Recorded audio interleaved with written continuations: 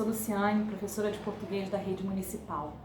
Eu sempre fui uma entusiasmada pelos livros e como o entusiasmo ajuda a motivar as pessoas, eu acho que eu formei alguns leitores ao longo da minha vida.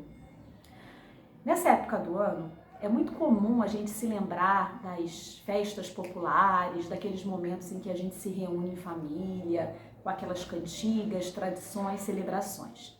E nesse universo é impossível a gente não lembrar dos contos populares.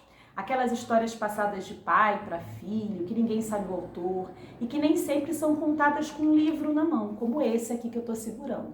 Daqui a pouco eu vou falar sobre ele. Esses contos populares, eles têm origem entre as tradições de um povo. São aquelas histórias passadas de geração em geração, como eu falei, desde a época em que o homem não sabia escrever, desde que a humanidade não usava a escrita para se comunicar, para interagir. Então, quando a escrita foi inventada, existiu uma nova maneira, além da voz, de se comunicar. Mas o bom mesmo em relação às histórias, pelo menos para mim, é ouvir uma história contada com bastante ênfase, daquele jeitinho que a avó da gente, que a mãe da gente contava quando a gente era pequena, não é? Por isso, eu escolhi um livro para trazer para vocês, Contos de Enganar a Morte, do Ricardo Azevedo. O Ricardo Azevedo tem um trabalho muito interessante como pesquisador dos contos populares. O que significa isso? Ele lê bastante as histórias que estão escritas, conversa bastante com as pessoas que contaram essas histórias, que são aquelas nas suas comunidades que guardam os saberes, e conta do jeito dele. Além disso, o Ricardo Azevedo também faz as ilustrações, como essa daqui que parece uma xilogravura. Já ouviu falar nessa técnica? É uma técnica usada, inclusive, pelos cordelistas, aqueles que fazem os folhetos de cordel. Parece um carimbo que está colocado aqui, né? Mas eu não vou ficar me detendo em coisas técnicas, não. Isso você pode pesquisar depois. Eu trouxe mesmo essa história para contar para vocês. Eu vou escolher uma delas, porque o livro contém 4 contos. Vou lá no sumário e vou escolher esse aqui, ó. O Homem que Enxergava a Morte. Vamos lá?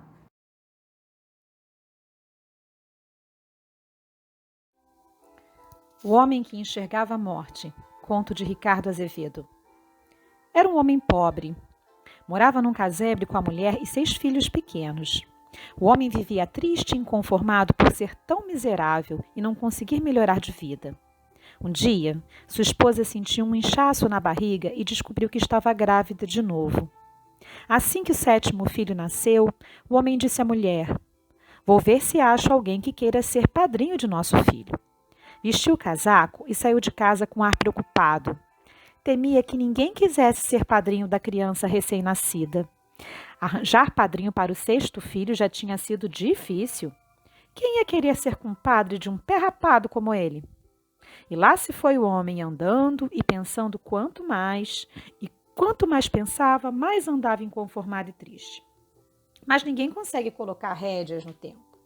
O dia passou, o sol caiu na boca da noite e o homem ainda não tinha encontrado ninguém que aceitasse ser padrinho de seu filho. Desanimado, voltava para casa quando deu de cara com uma figura curva, vestindo uma capa escura, apoiada numa bengala. A bengala era de osso. "Se quiser, posso ser madrinha de seu filho?" ofereceu-se a figura. "Quem é você?" "Sou a morte." O homem não pensou 2 vezes. "Aceito. Você sempre foi justa e honesta, pois leva para o cemitério todas as pessoas, sejam elas ricas ou pobres. Sim, eu quero que seja minha comadre, madrinha de meu 7º filho." E assim foi. No dia combinado, a morte apareceu com sua capa escura e sua bengala de osso. O batismo foi realizado. Após a cerimônia, a morte chamou o homem de lado. "Fiquei muito feliz com seu convite. Já estou acostumada a ser maltratada. Em todos os lugares por onde ando, as pessoas fogem de mim, falam mal de mim, me xingam e amaldiçoam. Essa gente não entende que não faço mais do que cumprir minha obrigação. Já imaginou se ninguém mais morresse no mundo? Não ia sobrar lugar para as crianças que iam nascer. Na verdade, você é a primeira pessoa que me trata com gentileza e compreensão." E disse mais: "Quero retribuir tanta consideração. Pretendo ser uma ótima madrinha para seu filho." A morte declarou que, para isso, transformaria o pobre homem numa pessoa rica, famosa e poderosa. Só assim você poderá criar, proteger e cuidar do meu afilhado. O vulto explicou então que, a partir daquele dia, o homem seria um médico. Médico? Eu? Mas eu de medicina não entendo nada. Preste atenção. Mandou o homem voltar para casa e colocar uma placa dizendo-se médico.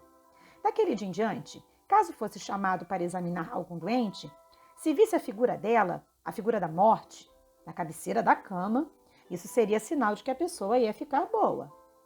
Em compensação, se você me enxergar no pé da cama, pode chamar do coveiro, porque o doente logo vai esticar as canelas. A morte esclareceu ainda que seria invisível para as outras pessoas. Daqui para frente, você vai ter o dom de conseguir enxergar a morte cumprindo sua missão. Dito e feito. O homem colocou uma placa na frente de sua casa e logo apareceram as primeiras pessoas adoentadas. O tempo passava correndo, feito um rio que ninguém vê. Enquanto isso, sua fama de médico começou a crescer. É que aquele médico não errava uma. O doente podia estar muito mal e já desenganado. Se ele dizia que ia viver, dali a pouco o doente estava curado. Em outros casos, às vezes a pessoa nem parecia muito enferma. O médico chegava, olhava, examinava, coçava o queixo e decretava: não tem jeito. E não tinha mesmo. Não demorava muito, a pessoa sentia-se mal, ficava pálida e, batia as botas. A fama do pobre homem que virou médico correu o mundo, e com a fama veio a fortuna. Como muitas pessoas curadas costumavam pagar bem, o sujeito acabou ficando rico. Mas o tempo é um trem que não sabe parar na estação. O 7º filho do homem, o afilhado da morte, cresceu, tornou-se adulto. Certa noite, bateram na porta da casa do médico. Dessa vez não era nenhum doente pedindo ajuda. Era uma figura curva, vestindo uma capa escura, apoiada numa bengala feita de osso. A figura falou em voz baixa: caro compadre, tenho uma notícia triste. Sua hora chegou. Seu filho já é homem feito. Estou aqui para levar você. O médico deu um pulo da cadeira. Mas como? Fui pobre e sofri muito. Agora que tenho uma profissão, que eu ajudo tantas pessoas, tenho riqueza e fartura, você aparece para me levar, isso não é justo. A morte sorriu. Vá até o espelho e olhe para si mesmo. Está velho, seu tempo já passou. Mas o médico não se conformava e argumentou e pediu e suplicou tanto que a morte resolveu conceder mais um pouquinho de tempo. Só porque somos compadres, só por ser madrinha de seu filho, vou lhe dar mais um ano de vida, disse ela, antes de sumir na imensidão. A história não acabou aqui. Eu fiz essa pausa de propósito para fazer a gente pensar um pouquinho. Será que a morte cumpriu seu trato? Será que um ano depois, como aquele homem reagiu à chegada da morte? Será que a morte realmente é inevitável?